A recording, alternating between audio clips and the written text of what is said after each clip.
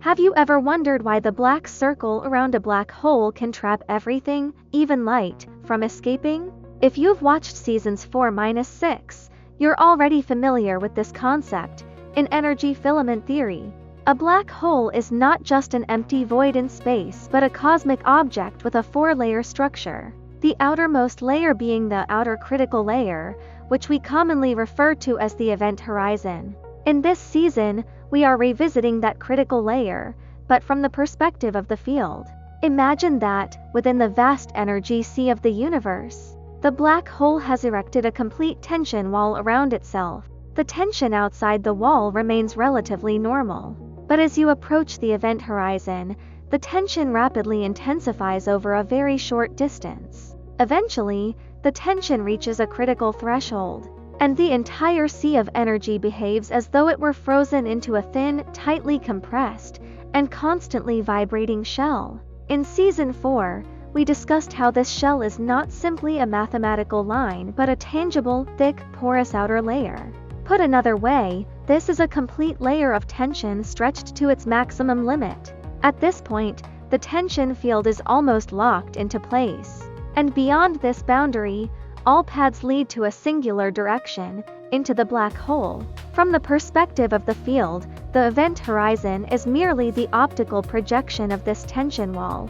When light approaches, its path gets stretched out longer and longer, making it increasingly difficult to escape. From a distance, it appears as if the light is stuck at this boundary, and this creates the stable black edge we see. However, the real cause behind this phenomenon is the extreme tension of the field. The wall is under tremendous pressure, constantly vibrating and periodically releasing energy through tiny openings. Inside the event horizon, the core behaves much like a boiling soup, where matter is being fragmented. The piston layer contracts and expands, pushing the tension waves outward. Ultimately, these forces collide with the wall, and it handles this immense pressure by instantaneously opening and closing to release energy slowly but consistently. In this way, the field around a black hole isn't simply a region of stronger gravity near a single point. It is, in fact, a fully functioning tension wall. Outside of the wall, there is an extremely steep tension gradient. Along the wall itself, there's the critical layer stretched to its limits, constantly vibrating and producing pores. And inside the wall, we found the piston layer, fragmentation zones, and the boiling core, all working together to manipulate the tension field.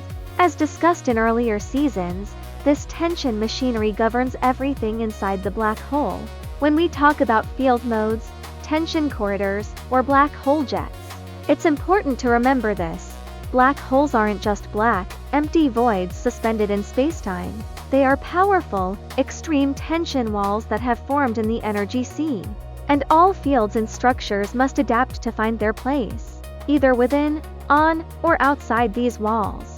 Tap follow, share it on New Physics, Clear Universe.